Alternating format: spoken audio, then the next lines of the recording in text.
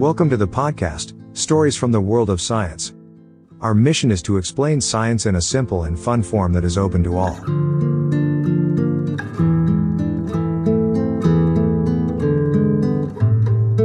Ever heard of a medical pioneer who transformed burn treatment from a small hospital miles away from those big research centers? Well, buckle up, because today we're going deep on a story you probably haven't heard before. Sounds intriguing. We're diving into the world of Dr. Zora Janžekovič. Dr. Janžekovič.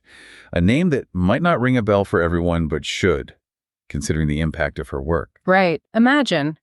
It's the mid-20th century, and treating severe burns is essentially a waiting game. A painful one at that. Yeah, with a high chance of infection, too. And back then, the medical community almost accepted those infections as an inevitable part of the healing process. But Zora Janžekovič, well, she wasn't going to settle for the status quo, was she? No way. This is where things get interesting. I'm all ears. Zora had this, I guess you could say, radical idea at the time. What if, instead of just waiting for the inevitable infection, you surgically remove the dead tissue and then use skin grafts to encourage faster healing? That's a bold move, especially for the time. A huge risk, really, considering the limited resources in her hospital. But that's what's so remarkable about her, this unwavering determination to push boundaries. And what really set her apart was her dedication to meticulous documentation. Ah, yes. Her documentation. It wasn't just about keeping records. It was strategic. Yep. Almost like she was building a case for her revolutionary approach. It's like she knew there would be pushback, that her methods would be questioned, so she was ready, laying the groundwork for evidence-based medicine as we know it. Exactly. But to really understand her achievements, let's rewind to the beginning. Zora's story starts on a farm in Slovenia. Not your typical origin for a medical revolutionary. Not exactly. But there's something about that upbringing, about being connected to the land, that speaks to her resilience. This is a woman who sold apples from her family's farm to afford medical school. Wow, that speaks volumes about her character. Right. Talk about dedication. It's both inspiring and, sadly, overshadowed by the hardships she endured, especially during World War II. Right. The war had a profound impact on her life. Her brother disappeared, presumed executed. It's unimaginable. She also had to flee her home to avoid deportation. It's difficult to fathom the emotional toll of those experiences. And tragically, the war also took the love of her life, a Ukrainian doctor. These events, while incredibly painful, undoubtedly shaped her empathy for her patients and fueled her drive to alleviate suffering wherever she could. It's almost as if those early challenges forged within her an unshakable resolve. And that resolve, that inner strength, was tested time and time again, wasn't it? She returned to Yugoslavia after the war, only to face more upheaval. Losing her family farm because of political changes. Right, and then early on in her career, she had that tragic experience with a patient. It's heartbreaking, witnessing that fatal anesthesia error during a tonsillectomy. It's hard to imagine going through something so traumatic, especially so early in your career. It would have been understandable if she'd stepped away from medicine after that. Understandable, but not Zora. Instead, she channels that experience into this unwavering dedication to patient safety. She was also up against something else that, unfortunately, a lot of doctors, especially women, were facing at the time. You're talking about the sexism in medicine back then. Exactly. Many leading surgeons just didn't believe surgery was a suitable field for women. It's incredible to think about that now, isn't it?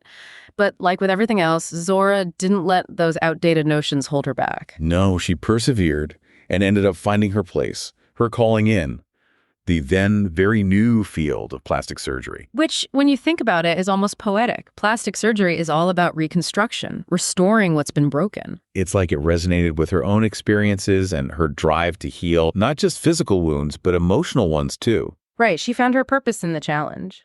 And speaking of challenges, let's talk about the realities of burn treatment when she began her work at the burns department in Maribor. It was a completely different world back then. Patients in constant pain, their burns covered in thick bandages, and infection was a constant threat. The standard treatment at the time was pretty basic: clean the wound and wait. And hope for the best. Exactly. Not a very reliable approach, as we've discussed. And then comes Zora with this, well, at the time, it was a radical new approach, surgically removing the dead tissue. And then using skin grafts to help the healthy skin grow back faster. A game changer. But the question is, how do you convince other doctors to get on board with such a radical idea? Especially in a field that was so bound by tradition. That's where her meticulous record keeping comes in. Remember how we talked about her documenting every single detail? That data, it painted a very clear picture. Her patients were healing faster, fewer infections. Shorter hospital stays.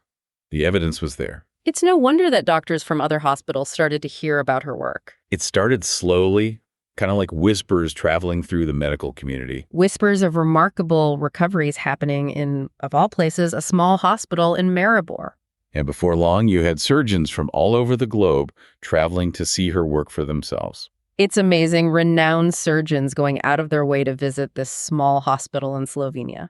It really does make you realize that groundbreaking work can emerge from the most unexpected places. A testament to the power of results right, no matter where they come from. Exactly. And at the heart of it all was Zora. Not chasing fame, but driven by this genuine desire to see her patients heal better and faster. But her dedication went beyond the bedside, didn't it? Oh, absolutely. We keep coming back to her meticulous documentation, a vital part of proving the effectiveness of her methods. Right. And this dedication to meticulous documentation, it reached its peak on a global stage in 1968 at the International Congress of Plastic Surgery. Where do you think it was held? Slovenia. You got it. Talk about a home court advantage. I can only imagine the pressure presenting these groundbreaking methods to a room full of the world's top surgeons. And she was more than ready.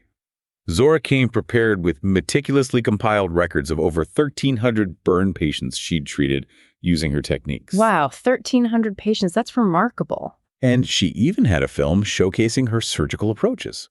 This wasn't just a presentation. This was a carefully constructed argument, backed by years of meticulously gathered data. So different from most medical conferences at the time, which were largely based on anecdotal observations. Exactly. Zora was a true pioneer in using hard evidence to support her methods.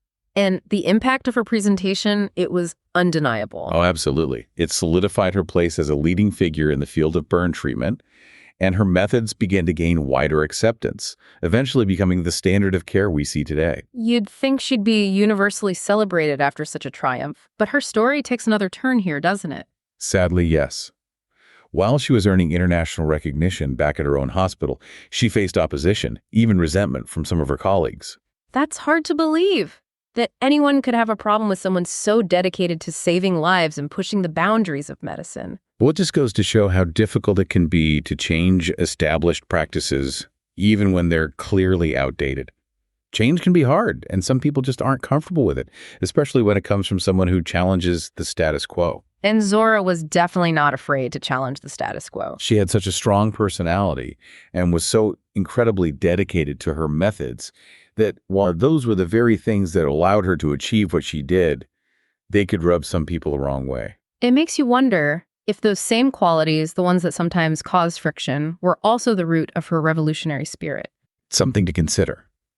But even with those challenges at her own hospital, Zora's impact, it continued to grow, didn't it? Her methods spread, her research was cited countless times. Her legacy as a true innovator, secured. Her story reminds us that progress isn't always easy or straightforward.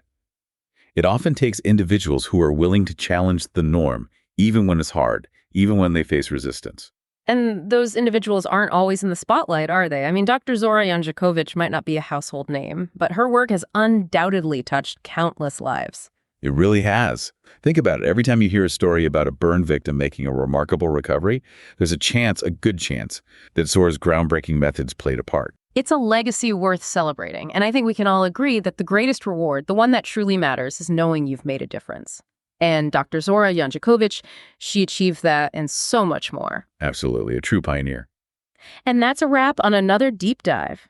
Remember to subscribe and join us next time as we unearth more of these forgotten stories of those who dared to challenge conventions and change the world.